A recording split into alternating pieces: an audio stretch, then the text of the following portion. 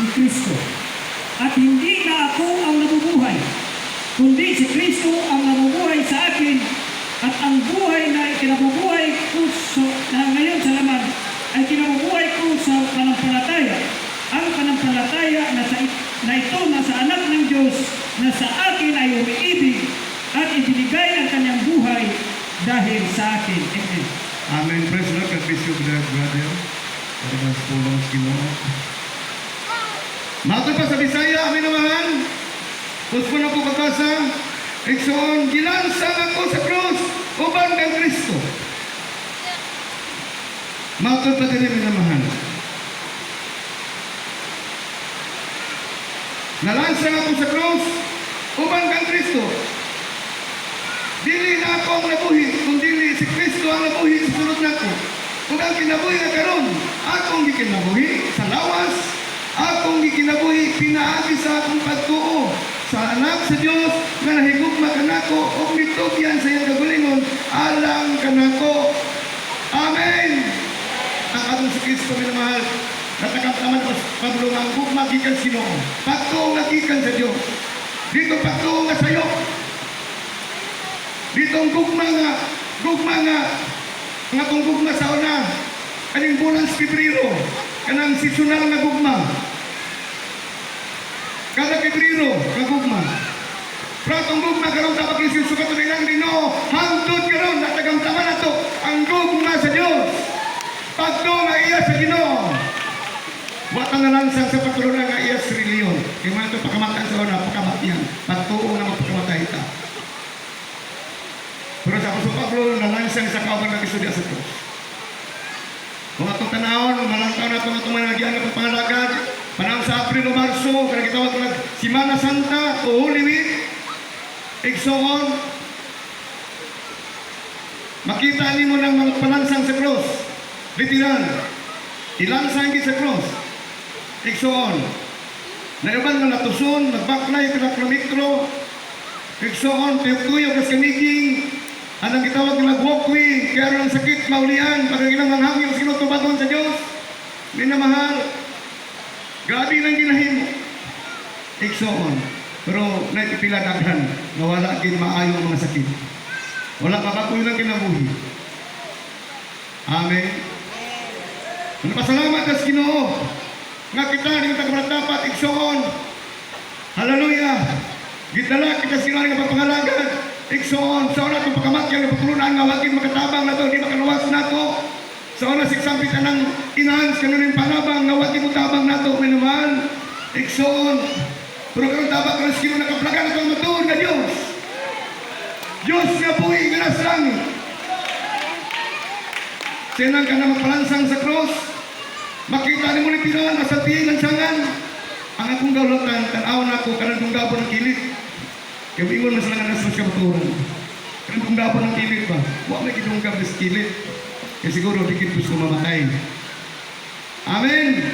So kung pagkamatkan niya pa ko, sa tunamataan sa napagtulungan ng iksoon, kung maparansang ka, magparunggap po sa kilit. Pero di sa rumpon, may mapunta kriminal. Amen? Amen! At ang panapakan at ang Kristo naman. Nalansang kita muna, salamat sa Ginoo. Hangtod karon, di man literal na nalansang tali pagpangalaga, ning banal sa Tutusin, and Rosemary, pagtulunan nga iya sa Kristo na mahal, ang gugma nga nagugma na pagtuo, ngayon Ginoo, dinhi kita, mitubo, mi kailap, mi lambo, ang atong pagsimba sa Diyos. Amen? Nagsugot ka nas hindi pa. Karon wala tamuhuman. Sa niwalas karon, nabili na kong rilo sa Rachel Seria. Wala man tayo malangkang oras sa Soon. Ang kanakong rilo, mag-uri sa Pasolong House, at ang tangon ako ng namahal, tapos pagsimba ako ng mabuon. Iksoon. Suot ko lang ako na after sa service, ipasa ko magbiyahe, ako na suoton. Pero sa panahon ko ako ng mabuon, iksoon. Daron lang ako sa preachers, ako ni ang iksoon sa pito ko, pinsay ko pinagway mo, world class, iksoon. Manang sa na oras ka nun. Pila nagka-oras sa una, ang atong pagkain, pila nagkakanta, kita nagpiling kung magsimba minamahal. Iksoon, isa ka oras, mahumanan na. Karon tungod sa Ginoo, dapat karon Ginoo, niya pakitahan ko karon. Ikson, nagkaon pas pulong sa Ginoo. Amen? Importante kini. Tagaan na itong importansya ang pulong sa Diyos. Kaya manikalan sa itong kalag. Kaning kalag na kusion sa kitan. Kaning makakita, makadungog. Ikson. Kaning nagtingog. Ikson. Gawasing di kasilong kay Espiritu ni Kasino. Kalang. Musa importante ang pulong sa Diyos. Kaya di nila mabuhay ang tao sa kinapailaman ko din sa matagpulong na nagula sa baba sa Diyos. Amen! Di rin gusto ginawa ang mga matay at espiritual. Gusto ginubuhi kita kanunay. Di lang espiritual physically. Naman ang gingon sa Deuteronomio Kapitulo 8, verse 3. Ikson, yun ang mabuhi na kita. Ikson sa pagkaon sa pulong sa Diyos. Bilang mga anak sa Ginoo at ibabaw nga itong kinabuhi. Ibabaw nga itong pagsimpa. Ikson. Kay sa Biblia, kay si Pablo isog kang ng wali. Dito Korinto. Kay duha man ng Korinto, 1:2. Sa unang Korinto, di tayo makasulod sa langit, sa gagawin sa Diyos, ang dili matarong. Amen? Dili siya makasulod. Kawatan, dalo, pasensya lang. Ay, sabagay, niabot ko na rin, walang simba na ko, hubog ko. Palahubog! Hinana ka sa unang panahon siguro, mga palahubog. Karong barabot mo si Rui. Palahubog, tabang Ginoo. Amen? Oh, igsoon. Siguro kung bako panasin, sa kasimana, do kasimana, pero naman po yung ban nga, diya kita naman, tabang Ginoo. Instantly, manabago kikinabuhi. Yung ban nga, pila na katuig, ambot lang, pinsa, igsoon, palahubog pagyapon. Kaya basi, tinuloy ko magsimba. Igsoon. Atong basahon ng Korinto, paling-palyog lang to sa Korinto. Unang Korinto sa science, taman sa 11:5. 9:11. Sa unang mga taga-Korinto, sa matutulad sa Pablo nga to sa mga taga-Korinto. Sa science, sa 9:11.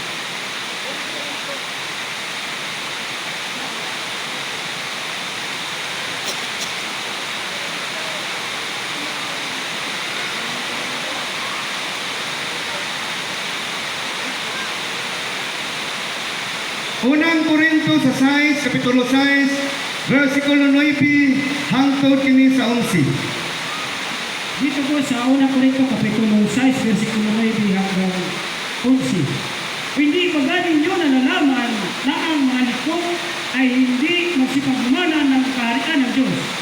Huwag kayong padaya kahit ang mga makikiapid, ni ang mga manamba ng Diyosan, ni ang mga mangalunya, ni ang mga mangbabae, ni ang mga makikiapid sa kapwa lalaki, sa Diyos, ni ang mga magnanakaw, ni ang mga manasaking, ni ang mga manglalasing, ni ang mga mapagsungayaw,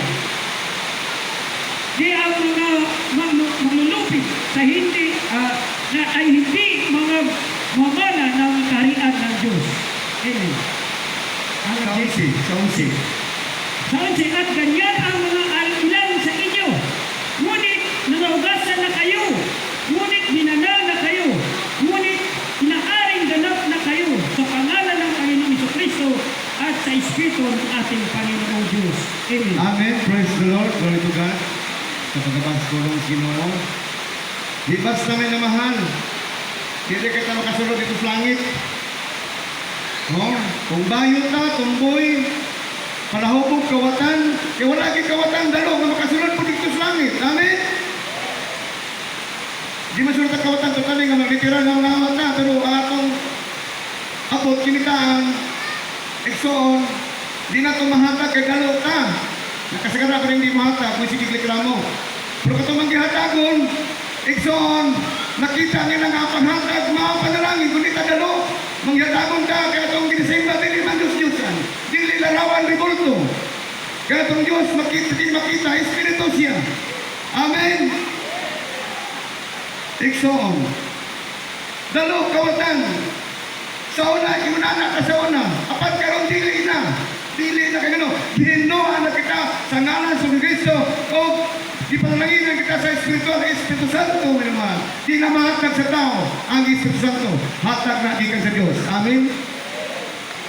Usa, na atong pangalanggan salamat sa Ginoo. Igsoon. Siya nang katong pastor na istorya sa Ginoo. 2001. Igsoon. Dugay ko balik-balik ko ng Ginoo sa anong panahon. Isang panahon pas na nagbiga. Igsoon. Mato pas pastor. Bradan, nakapunta na sa imo. Nakahuman ka Bible School. Kaya tulo ka pastor kung ikatubang na ako kay nasa lipangutanan na ako. Pero ilang pang iya kung unang ipangutanan. Nakahuman ka ako Bible School ko. Wala man. Siya sa man mo nahuman. Tingko. Napriso mo ko pastor. Daghan mga prisuhan ako nagihan. Pila ka tuwi ko prisuhan may sa patuwi ko kapin sa tuhag na sa Lumbia City Jail, hindi nakikatulog ko na balik ng Lumbia City Jail. Tapos ang giignan. Kaya kung gitubag sa iya, naka-eskwil ako si 17 College. Sa asawa ng 17 College, yung Columbia City Jail. Prisuhan na sa Pastor Silgayan. Oh. Ha? Morto yung pangutana, wala sa kaputana kontro. Kaya kung giignan, akong kinabuhi sa una, kawatan ko, kleptomania ko. Manyakis ko. Grabe akong pagkadautan. Munang akong kinabuhi. Pero salamat sa Panginoon Kristo. Sukar ko na ilan. Wama ko na ka-school na Bible School. Kaya ilo man ako ng Biblia sa una akong ihaling. Pero karoon dapat ko rin iman na dapat minamahal. Exoon. Bisyoso. Grabe ko mag-drugs sa una. Grabe ko mag-drugs. Exoon. Tabang karoon iskino. Hindi ko bisyo. Grabe ko kalimbungan. Minamahal. Exoon. Dili basta akong pagkadautan sa uno. Di man gyud pasigar mo nga muna akong pagkadautan. Mugin akong binuhatan minumahal. Grabe ko kasalbahe sa unang panahon. Naulipon gyud ko gahom sa tanas. Igsoon. Kay grade 3, grade 4, kana grade 5, grade 6. Pero gaya di ano ko pangmahan. Kay sige na ko seksiran. Papa tampong lagi sa Diyos ko si Papa. Kay grabe po ka panahubog. Iya gitong ipakamatyan ng iyang bisyo. Igsoon. Namatay siya gipas Ginoo si Tintay Luz pero nabatismuhan sa diri sa ato sa Dios ko si Tabat Luis Ginoo. Igsoon. Pila ka tuig mapipanyadagti. Ikaw sige kag sulti sa Ginoo nga mubagos kinabuhi sa tao. Oh, kaya kung nga mawala ka ng bisyo pa. Kung makatambong ka, makasimba ka, makausap ka, babatismo ka, wala imposible sino pa. Kung napapapal pastor, tambong ka. Isa nga, ayaw si Kiksol kaya na dante. Kaya burak na bali na ni Karon. Ako na ang imong anak, pag ikaw na akong amahan. Naman, pag nabali na daw. Nasuko akong amahan. Pero taba ka rin sino, sunod ng mga adlaw, nakabisita ako minamahal. Exxon, hindi na siya makabakot. Ingko pa, wala imposible sino. Kaya naman kay simbahan diya. Doon lang yung simbahan. Kaya nasipot sa Sinai Congregation. Exoon. Pero yung fighter o kayang tandway, Red Horse, isulod yung mineral water. Isulod yung pulsa. Kuman siya mag-gitar dito. Exoon. Kaya palhubog ko po kumahan. Muna nga, salamat sa Ginoo. Nga, before sige kuha sa Ginoo, nabatismuhan siya. Wala man siya makasimba sa simbahan, pero nakita na ko ang pagbago sa kina. Nausa lang yung pagkatao ng mga tabat ng Ginoo.